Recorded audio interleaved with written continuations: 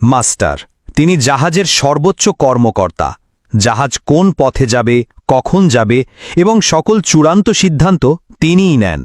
তাকে জাহাজের প্রধান চালক বলা যায়। শুকানি, যিনি জাহাজের হুইল বা স্টিয়ারিং, যাকে হাল বলা হয়, ধরে দিক পরিবর্তন করেন, তাকে হেলমসম্যান বা শুকানি বলা হয়। তিনি মূলত ক্যাপ্টেনের বা ডিউটি অফিসারের নির্দেশ অনুযায়ী জাহাজ চালান। যিনি শুধু স্টিয়ারিং নিয়ন্ত্রণ করেন, কিন্তু পথ বাতলে দেন অন্য কেউ। অফিসার অন ওয়াচ, একটি নির্দিষ্ট সময়, যাকে ওয়াচ বলা হয়, জাহাজের ন্যাভিগেশন বা দিক নির্ণয়ের দায়িত্বে থাকেন একজন অফিসার। হেলমসম্যানকে তিনি সরাসরি নির্দেশ দেন কোন দিকে জাহাজ চালাতে হবে। পাইলট, যখন কোনো জাহাজ বন্দর বা কোনো সংকীর্ণ চ্যানেলে প্রবেশ করে, তখন একজন অভিজ্ঞ পাইলট জাহাজে ওঠেন।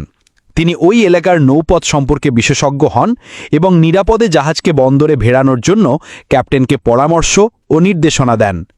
সুতরাং জাহাজের চালকের দায়িত্ব একজনের ওপর থাকে না, বরং এটি একটি দলগত কাজ। তবে মূল চালক বা সর্বাধিনায়ক হলেন ক্যাপ্টেন।